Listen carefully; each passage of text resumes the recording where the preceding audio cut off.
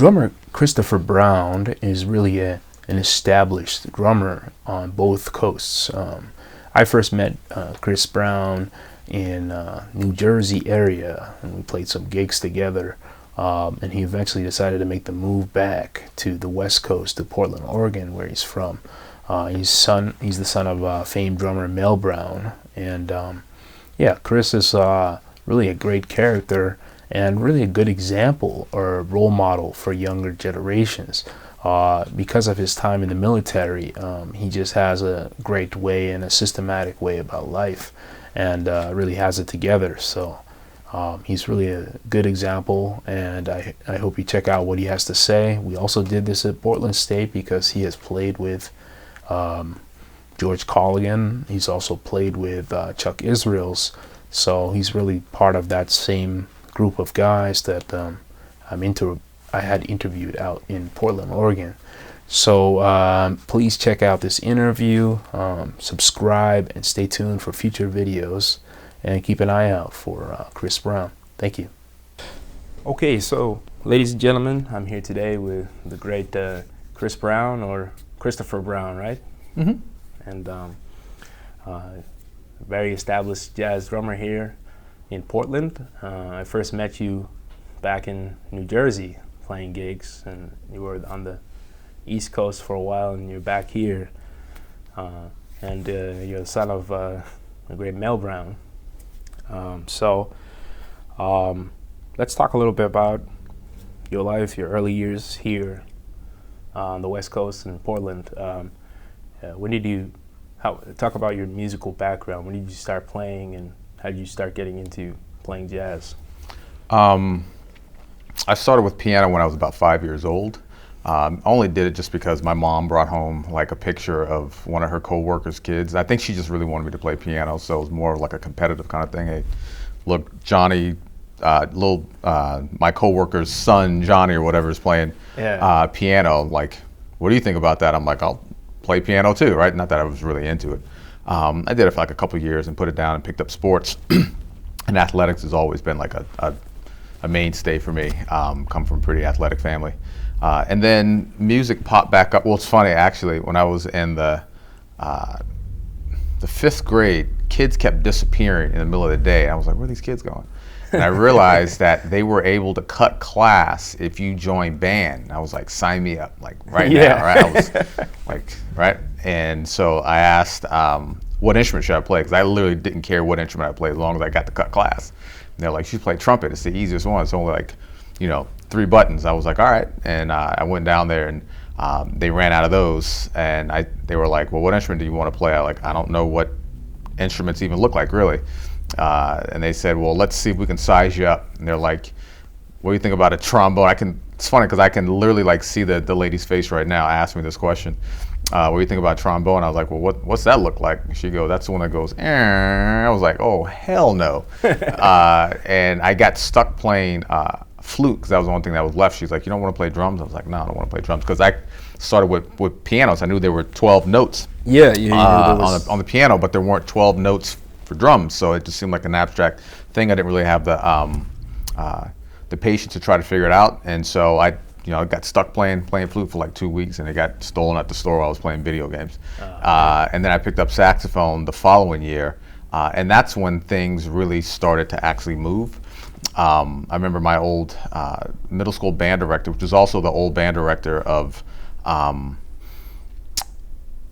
spacing on his name, Joshua Redmond and Benny Green. He's their old band director from like years and years ago. Oh yeah. His name's Larry Nabori, and I remember he wanted me to give like a drum demonstration for the whole class, because again, he just assumed that I would know what to do, and I was like, no, this is not me. I don't play drums. He's like, don't worry about it, you'll be fine. So he goes, play 4/4 on the bass drum. I'm like, all right, so far so good. He goes, play 2 and 4 on the hi-hat. I go, okay, that's going to land every other one. So far so good. He goes, play 2 and 4 on the snare drum. I'm like, that lines up with that. So far so good. He goes, play the swing ride pattern. That completely like stopped me, right? But just even having gotten that far made me go, let me see what else I can do with it. So there was no like love at first sight. It was just simply a curiosity thing. Yeah. And I remember at the time, because my dad had been on the road pretty consistently since 1979. That's when Diana Ross went solo, so he became her her drummer full time, and so I didn't really get a chance to have the luxury of growing up with a male figure in the house. Yeah. And so when the drums thing came in, I looked at it as like leverage to be able to build a relationship with the guy that I didn't get a chance to have a daily relationship with. Yeah. And so I remember at that time, my mom, she felt that I needed to start spending more time with my dad, so she would drop me off at his house in the morning. I'd hang out for a hot second, eat some breakfast, and then leave and go to school, and then come back, and then I'd have the afternoon with him. And so I remember he was gone, like running an errand or something like that. And I remember he had these two walls with a doorway in the middle, and he had like a bunch of like plaques and all these various like fancy awards all over the place. I remember thinking behind each one of these different plaques, these different awards, is like a story, is, you know, right? Yeah. And I remember thinking, I wonder what it must feel like to be the guy who has these attachments to these things. I'm like, I want to have a wall too, you know? Yeah. And at that point, I was 12 years old. I go, this is what I'm going to do for the rest of my life. Yeah, and then from there, and then that great, that informed like the trajectory of all of my decisions, like the succession of decisions I would make after that were always in alignment with that particular goal. Well, yeah, it's great to have that background, and wow, you know, so was your dad, you know, working with Diana Ross, was he on like some of those like Upside Down and all those disco, playing that kind of stuff with her? I don't know if he was on that record. I'm sure there's a few like live things, like maybe some live recordings, but yeah. It's funny, you know, I never really did like really dig into it, like her music all that hard. I would see like videotapes of it, you know, afterwards, or maybe watch like a Grammy special or something like that and see him on there, but yeah. Well, yeah, I mean, this is, you know, to be around, have a dad like that with that incredible stuff. I mean, you have some similarities to some of these other guys, like Christian McBride. His dad wasn't around, but then later got connected, you know. So was there a point in time when you were getting to that place where you wanted to really play that? What would be some things you felt like you learned from your dad? Did you talk to him about music when you were? Yeah, I wasn't able to get a lot of FaceTime with him, but when I did, it was all very concentrated. So it was like 100%, you know, gold nuggets. And I remember, I think the first thing I took away from him was just how sure he was of himself. Like, he always had a system for everything. But if you look at his house is set up that way. Like, everything has its place. He's not ever really guessing about where he needs to pull detergent from or something like that, you know what I mean? And so like when he's playing, if you ask him why he's playing what he's playing, he can justify it. And he was the only person that I met as a kid that had that ability. And it wasn't until I got to Rutgers years later when I started talking like to people like Ralph Bowen and Ralph Peterson, and I realized that they have systems, and there's more people out there that have systems as well.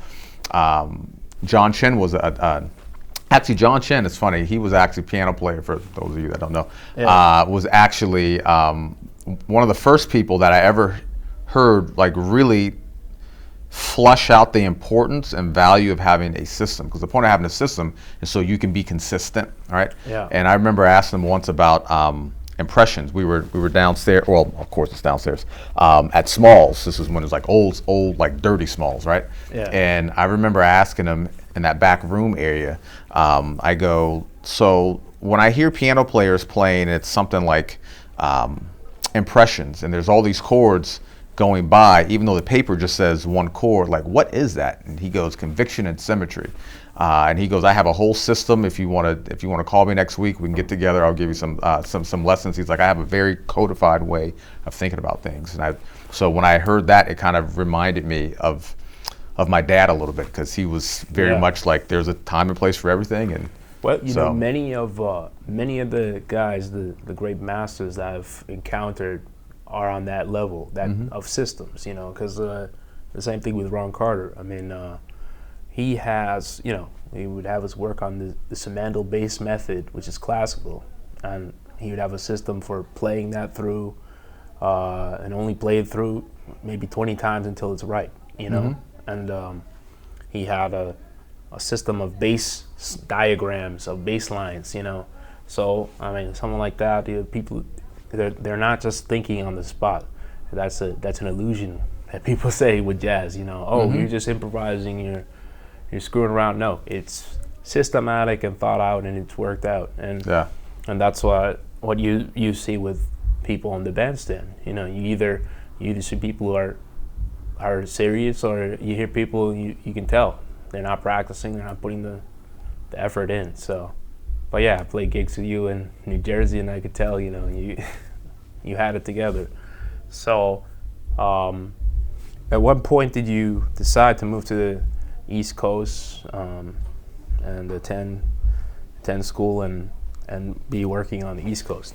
So I always knew that I wanted to be in New York City because in the early 90s, that was when like a lot of my favorite jazz records were coming out, right? When Chris McBride, he was young, and Roy Hargrove and people like that. And that's when I started taking note of where these guys live. And I said, well, apparently all these amazing musicians live in New York City, so I have to figure out how to get the hell out of Portland and get to New York City. I didn't have a way to do that. And so I remember my dad was like, as soon as you're 18, you're out of the house, right? And so I was like, all right, I have to like find something. It just so happened that going back to athletics, I was always in the weight room at my high school. And of course, that's the first place that military recruiters go to find prospects. And so I had a Marine recruiter came through, and he gave me some kind of a test, and I passed it. And I eventually, long story short, I eventually enlisted in the Marine Corps to be a drummer in the Marine Corps band. And I figured I'd have 4 years where I'm getting paid to do what I was going to do anyway. And so I had no other option, so I might as well do that. But at least I've got 4 years to network and figure out how to finagle my way from Portland to New York City. And it just so happened that 2 weeks before I got out, there was a guy that I had somewhat of a little acquaintance with when I was stationed down in South Carolina. And I remember him and his family would come and vacation down there. And turns out he was a director for HUD, and his wife was she was a judge. And so he said, why don't you come stay with me and my family until you like kind of get something figured out? And I was like, all right. And so I stayed with him for about maybe like 2 weeks in Red Bank, and then I moved up to South Orange, and then I was there for about maybe 3 months. And then the lady who I was living with, her cousin lost her job, and so she needed to move the cousin in, which meant I had to get out. And so I tried enrolling for January 2000 at Rutgers Newark, but they weren't accepting students, but they were down in New Brunswick, so that's how I ended up over there. Well, yeah, I mean, that's great. I myself went to Rutgers Newark, and the Rutgers program is great, and so you were in New York, from 90s to 99 to 2012. 2012. So you were well immersed in the scene. What was part of your decision to move back to Portland? And I mean, obviously it's where you're from, but I'm sure there's a financial element too, and you moved back here playing with the band too, right? So my mom died in 2011. And so that necessitated me having to come back home at that time. And I also have a younger brother who's a special needs guy. My mom, she was his guardian. And so, there was just a lot of weight pushing me back here. I don't want to say I was over New York, because there's still a lot of places and nooks and crannies in regards to opportunities that one can explore in a place like just the whole tri-state area over there. But at the same token, I was also thinking like, there's got to be more to it than just this. And I think what it boiled down to is I started paying attention to people's lifestyles, right? So I would see, this guy or this guy over here, and he's got discography a mile long, but like his home life, like the things he has, like the cars and the houses and the quality of life was like not that much different from me as a grad student who was also still in the military at the time. Because I went back in the military in 2001. I joined the Army National Guard 2 weeks before 9/11, and so the thing I realized that I always had a consistent paycheck ever since I was 18 years old, coming from the government. I just retired from the Army, September 2017, and so that was one of those things that made me go, oh, I should probably think a little differently about my life strategy, not just my music strategy. Yeah. And so I saw these guys, but then I also saw people like Conrad Herwig, who I would go to his house like weekly to give his kids lessons, and he had a long gravel driveway that opened up to like a tennis court and a basketball court, and he had an indoor swimming pool and sauna and all this stuff. I was like, oh, that's very different, But Yeah. the point is like, I knew I needed one. I wanted to be more like Conrad, right? But Yeah. but he was more of an anomaly comparatively speaking to all the other people in which I saw. So I was like, there's got to be a different way of thinking about things. So that coupled with this now, weighty life decision for me to have to move back home was the thing that really like cemented that I need to come back home and not try to maintain my fiduciary duties at length. Does that make sense? Yeah, I mean, absolutely. Let's go further into that topic because that's a great point. I mean, you will run into certain jazz musicians or musicians in general who seem to just have everything together. I mean, some of these guys, they have a nice home, a nice car, and you can tell that they have it organized. I mean, these are not guys who are hanging, 2, 3, 4 That's right. in the morning. They're sleeping. They're healthy. Mm-hmm. They know when to step away from stuff, and those are the guys that are still around. Because then you have other people who just, they're out late. They're not getting enough sleep. They're not eating healthy, and these are the people who are dying, 30s, 40s, 50s. Yep. And it's almost like a bad thing when you tell someone, "Oh, I'm a jazz musician." They'll think, "Oh, you're gonna die in your 50s or 60s, or even younger." And I even noticed that with our professor Mulgrew Miller. Such a great musician, had everything together as far as the finances, but the health was not, because he lived like 80 miles from the school, and he's playing gigs in New York, and he's touring around the world. So there's a lack of sleep. I mean, if you're driving home at like 2, 3 in the morning and then coming back 6 or 7 to go back to school, that type of stuff, you could tell. I mean, and then so definitely the older guys, the guys who are in their 80s and 90s, you tell they know what they needed to do to keep their health together. That's right. So definitely, I wish they would talk about that in like music programs and in schools. Yeah. To teach kids about that, and cutting out the drugs, cutting out the smoking, cutting out the alcohol. Because in the long run, life isn't just about music. So, I mean, there's more to life than that. So. Yeah. But yeah, I'm sure the military taught you about discipline, and because I know my father was in the military in Africa, it's all about discipline and organization and presentation. Even just ironing your clothes, looking That's right. professional. That's right. And we don't see that anymore in jazz as compared to what it used to be. Yeah. So Yeah.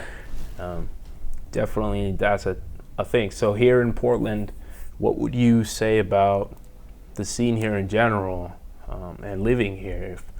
If there were guys who were considering coming out to the West Coast, we were just talking with George Colligan, and we're here at Portland State. What would you say to people who want to think about living out here? I think the quality of life out here is much hipper than it is back east. All right, cost of living so much less. However, to me, places like LA and New York City, especially New York City, for a jazz musician, it's more of a plug and play system, because there's enough of a musical infrastructure out there that you just plug yourself into it. That's the reason why people come from all over the planet to a place like New York City. That's the land of opportunity. Here, not as many opportunities, but at the same token, it's kind of like a wide open frontier, meaning that if you have any kind of vision, any kind of energy, you can manufacture what you want. At one point in time, New York wasn't New York, right? Someone had to start that. And so I like personally being out here in Portland, because I feel like I have a New York City work ethic, and military as well, Yeah. And so those two things I think work in my favor in regards to my ability to create opportunity where it didn't exist before. And so for me to be the first guy on the ground and being able to leverage the relationships I've been able to have developed over the past, I'd say really, the last 3 to 4 years, I became a lot more intentional about studying business and not hanging around jazz musicians. I'll tell you a funny little thing in a second. But let's see, it's me having this mindset has allowed me to now be in positions where I can broker deals to bring my guys from New York City out here. Yeah. So now I get the best of both worlds. Like for example, I'm playing in October, it'll be the 3rd anniversary of the 1905. So 1905 is like, it used to be, or is now, I'm sorry, what Jimmy Max used to be. So Jimmy Max was ground zero for jazz music here in town for a solid, like exactly 20 years. One of those deals where when one door closed, another one opens. So 2 months before Jimmy Max fell away, the 1905 opened up. So when all that, when that club left, all that traffic just went over there to 1905. And so now they're the new Jimmy Max. And so the 3rd anniversary is going to be in October. So we got Sean Jones coming out, as well as Ben Wolf, who's originally from here. Yeah. Who did we have out here recently? Ralph Peterson played here, I think during the Jazz Fest this past February. I think we're looking at trying to get Aaron Goldberg to come out here as well. I've been kind of having a few email interactions with him about that. We'll see if we can make that happen maybe in February or March or something like that. But anyway, the side note I was going to mention was there's a really funny YouTube clip of someone interviewing Branford, and they go, "Branford, what's new these days?" And he's like, "Oh, just kind of more the same." And then he goes, "Oh, wait a minute, there is one thing that is different." And they go, "What's that?" And he goes, "I stopped hanging out with broke-ass jazz musicians." Right? And he's like, "I started hanging out with doctors and lawyers and blah, blah, blah." Because the thing is there's not a lot of good examples of jazz musicians with good systems for living a fruitful life. But we do have a lot of examples of people with systems who have great lives, who do other things. So it makes sense that you break outside of your ecosystem and you go, what are you doing over here? Doctor, lawyer, hedge fund manager, whoever. So see if I can pull some of that stuff into fuse them together. Yeah, well, certainly for me, I had certain guys who I thought of as examples that I wanted to learn from, and like for example, Ron Carter, everything businessy. He was investing in stocks with Miles. His money's together. The suit and the professionalism, and Ron has custom suits. He's living the multi-million-dollar lifestyle. I'm sure more guys could do that, but you run into the scene nowadays. There's a lot of things that come in. There's guys who play gigs for free and can't really play, and they come and they just want we'll give you exposure, and don't understand the business aspect and the professionalism about the music. And so what would be your advice for some of the young guys who are watching this on how to make it? Now some of these young players are coming out of the schools, and it's just it's very challenging. You got school loans, and you got so much on the plate. Yeah, man, there's a lot of different directions I can go with this. Let's see. Well, one of them is a lot of people are on social media, right? And so you are a brand, you are your own brand. And so with that said, I think it's important for you to audit what you put on your social media, because people will look at that. That's one of the first things they end up doing. Like employers at regular jobs will look at your social media timeline.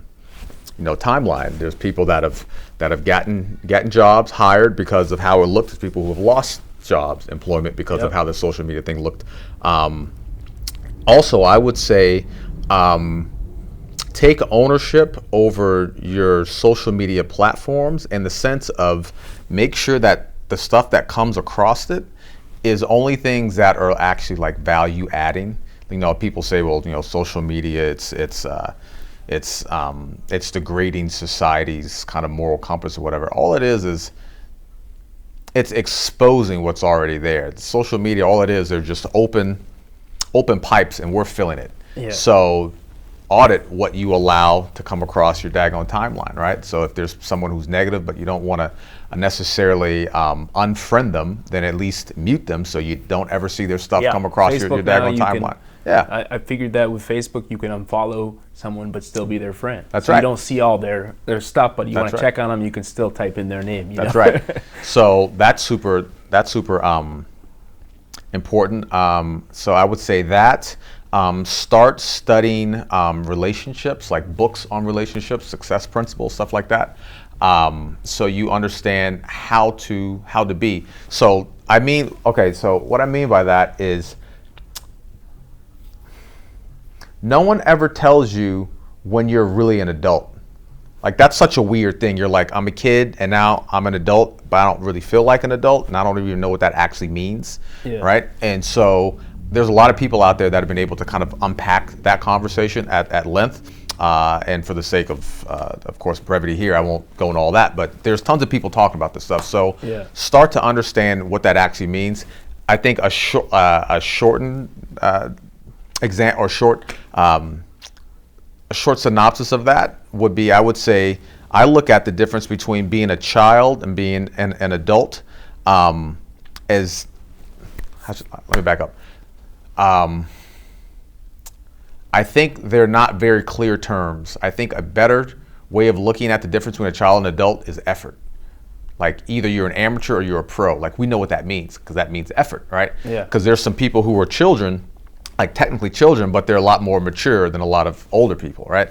And so for whatever that's worth, that's something that you can either shelf or keep, but that's just kind of a quick little small soundbite on that. Yeah. Let's see, one of the other things I was going to say, repeat some of the other items on that list that you just mentioned. Well, I guess just what advice? You some advice. You have it together here in Portland, and what would be just the advice for young players to get it together and be successful in the current world where it's challenging.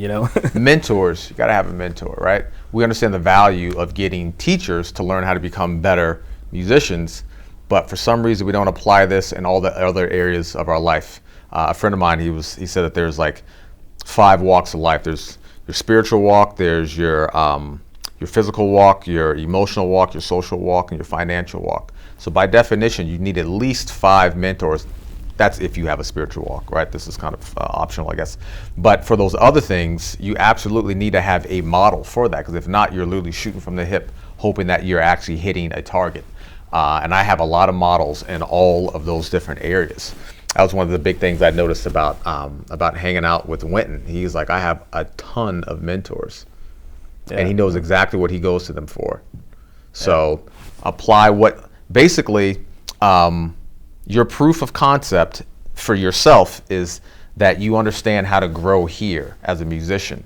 So duplicate that process every place else. Now, in regards to doing gigs for free, if you don't have a track record, then the proof of concept is you go, Joe Schmo, will you let me play here for free, because I'm going to prove to you that I can bring in, say, like 75 people or something like that.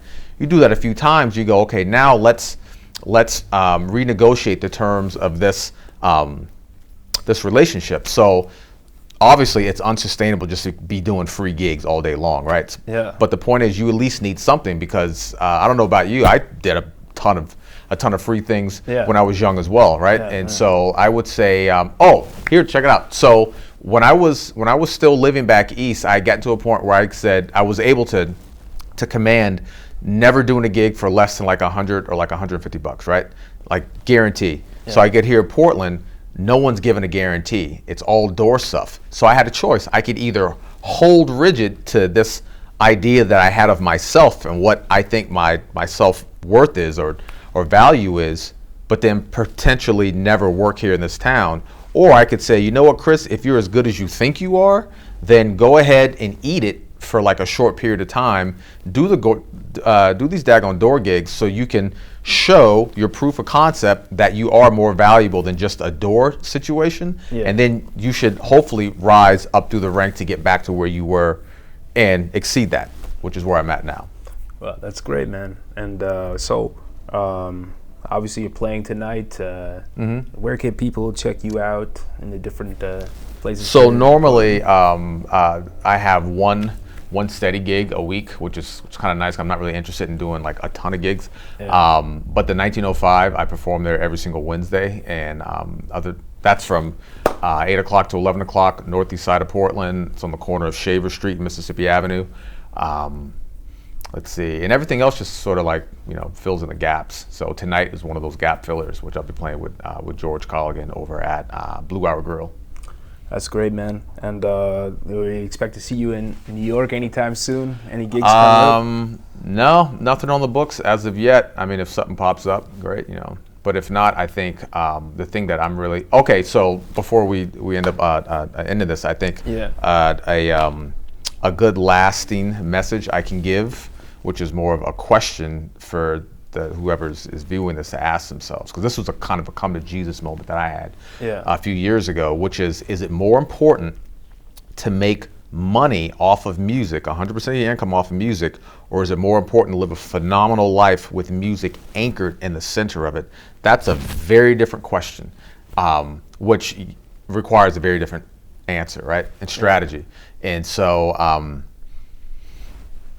you're either fighting for financial independence or you're settling for financial dependency. There's nothing in the middle. And so I think we can all kind of collectively agree to the notion that what would make us really happy in life is having more options and less obligations. Yeah. And so start taking note of the amount of time you trade for $1. Because a lot of people say, well, time's more important than money, but yet you trade the lion's share of your best, most productive hours for a paycheck.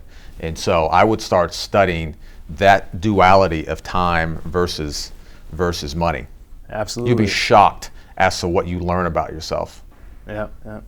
Well, thank you, Chris. Hopefully we'll see you again, man. Absolutely. All right. Thank you. Thanks.